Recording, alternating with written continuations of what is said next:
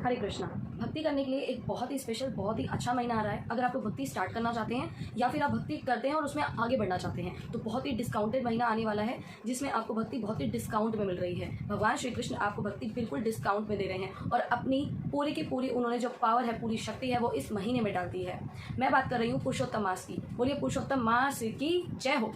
तो हम लोग बात करने वाले हैं पुरुषोत्तम मास में हमें क्या करना है और क्या नहीं करना है। जिन चीज़ों का बहुत सारी ऐसी चीज़ें हैं जिनका हमको ध्यान रखना है कि हमें उन चीज़ें करने से बचना है, ऐसी भी बात करेंगे। दूसरा ये बात करने वाले हैं कि पुरुषोत्तम मास बहुत सारे लोगों को नहीं पता, जिनको पता है वो लोगों को मैं बता दूं। यह हर 3 साल में एक बार आता है। तो इसके पीछे क्या रीज़न है, बहुत सारे लोग सुन के हैरान हो जाते हैं कि 3 साल में एक बार कैसे आ रहा है। और जिन लोगों को पता है कि वो इसी साल में है 2023 में, उनको ये लग रहा है कि जनवरी से दिसंबर तक 12 ही तो महीने हैं। तो लेकिन उन लोगों को ये नहीं पता हिंदू कैलेंडर के हिसाब से एक महीना जो है ऐड हो गया है। और इसी एक महीने को अगर आप लोग देखेंगे हिंदू कैलेंडर के हिसाब से तो एक पुरुषोत्तम मास, जिसे अधिक मास भी बोलते हैं, वो ऐड हुआ है। इसके अंदर हमें क्या क्या चीज़ें करनी है और क्या नहीं करनी है, डू और डोंट्स का हम लोग को बहुत ज़्यादा ध्यान रखना है। ऐसी कौन सी चीज़ें करें कि भगवान की कृपा हमारे ऊपर हो जाए। और ये एक बात मैं और बता दूं, जिन लोगों को पता है, सबको पता है कार्तिक मास के बारे में, तो कार्तिक मास से भी ज़्यादा पावरफुल महीना है पुरुषोत्तम मास।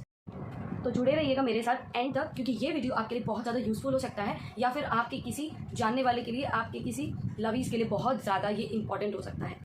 चलिए सबसे पहले साइंटिफिक रीजन जान लेते हैं कि ये हर 3 साल में क्यों आता है। हमारी जो सृष्टि है वो सूर्य और चंद्रमा की गति से चल रही है, ठीक है। और इसकी वजह से जो सूर्य हैं वो चंद्रमा से तेज चलते हैं, यानी कि अपना एक चक्कर जल्दी पूरा कर लेते हैं। और ये जब चक्कर पूरा होता है तो 1 साल पूरा होता है। लेकिन इसके अंदर जब चंद्रमा पीछे पीछे चल रहे हैं तो चंद्रमा की स्पीड जो है वो कम होती है, और कम होते होते उनकी स्पीड में 10 दिन का गैप आ जाता है। जब ये 10 दिन का गैप 1 साल में आता है तो दूसरे साल भी ऐसे ही होता है और थर्ड भी ऐसे ही होता है। और इसी गैप को पूरा करने के लिए जो 30 डेज बनते हैं वो 1 महीना बीच में डाला जाता है, जिसके हम लोग बोलते हैं अधिक मास, ठीक है। इसीलिए ये अधिक मास भी है। चलिए आपको साइंटिफिक रीजन तो कुछ समझ में आ गया होगा। अब मैं आप लोगों को स्पिरिचुअल रीजन बताती हूँ। हम सभी जानते हैं कि नरसिंह भगवान प्रकट हुए थे हिरण्यकशिपु को मारने के लिए, और हिरण्यकशिपु ने तपस्या की हुई थी ब्रह्मा जी की, और ब्रह्मा जी से बहुत सारा टेढ़ा मेढ़ा करके एक वरदान ले लिया था कि उन्हें कोई ना मार सके, ठीक है।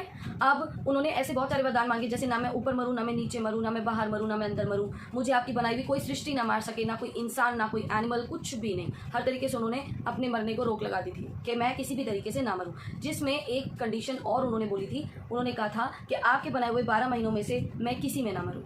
अब क्या करेंगे जब 12 महीने में नहीं मार सकते, तो अब भगवान तो अंतर्यामी है, भगवान ने ब्रह्मा जी की बात को भी रख दिया और हिरण्यकशिपु का वध भी करना था, तो भगवान ने 1 महीना बीच में डाल दिया, 12 महीनों में से एक अलग कर दिया, जिसको बोलते हैं पुरुषोत्तम मास। पुरुषोत्तम मास में ही भगवान श्री कृष्ण ने, भगवान विष्णु ने, भगवान ने हिरण्यकशिपु का वध किया और नरसिंह रूप धारण किया।